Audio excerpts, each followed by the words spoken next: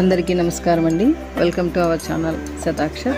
మరి ఈ వీడియో ఏంటంటే పాల సముద్రం మెయిన్ రోడ్ ఒకటి చూద్దాము. సో ఇదంతా పాల సముద్రం మెయిన్ రోడ్ ఇది. సో మేము ఇటు హిందూపూర్ నుంచి వెళ్తూ ఉన్నాము.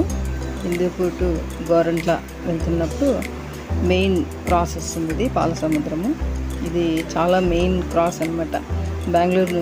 బెంగళూరుకి అనంతపూర్కి ఇటు హిందూపూర్ అటు గోరంట్లకి మధ్యలో ఈ మెయిన్ క్రాస్ ఉంటుంది. అయితే మేము హిందూపూర్ నుంచి ఇప్పుడు వెళ్తూ ఉన్నాం కాబట్టి ఈ పాల సముద్రం మెయిన్ రోడ్ వస్తుంది.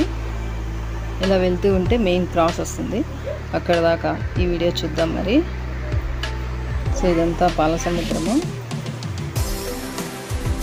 సో ఈ పాల సముద్రం పక్కనే ఇక్కడ లెఫ్ట్ సైడ్ ఉంటుంది అది చెరువు. మెయిన్ రోడ్లో క్రాస్ వచ్చినప్పుడు లెఫ్ట్ సైడ్ అనంతపూర్ రూట్ వెళ్ళినప్పుడు పాల సముద్రం మెయిన్ క్రాస్ లెఫ్ట్ సైడే పెద్ద చెరువు ఉంటుంది. అందుకే ఇది పాల సముద్రం అనే పేరు వచ్చింది. సో ఇలా ఊరు కంప్లీట్ అయిన తర్వాత కొంచెం ముందుకు వెళ్తే మెయిన్ రోడ్ వస్తుంది అనమాట, హైవే. సో ఇప్పుడు హిందూపూర్ నుండి వెళ్తూ ఉన్నాము. గోరంట్లకి వెళ్తున్నప్పుడు మధ్యలో వస్తుంది క్రాస్. ఇది చాలా మెయిన్ క్రాస్ అనమాట. ఇటు left Anantapur, right Bengaluru, straight Gorantla వస్తుందన్నమాట ఇది. సో ఇక్కడ బోర్డు కూడా మెన్షన్ చేసింది చూడండి. అనంతపురం 94, బెంగళూరు 123, కదిరీలు 59 ఇలా రాస్తుందన్నమాట. ఇలా స్ట్రైట్గా వెళ్తే ఇప్పుడు కనబడుతుంది కదా, అదే మెయిన్ సర్కిల్. ఈ సర్కిల్ నుంచి left Anantapur, right Bengaluru, straight వెళ్తే గోరంట్ల వస్తుందన్నమాట.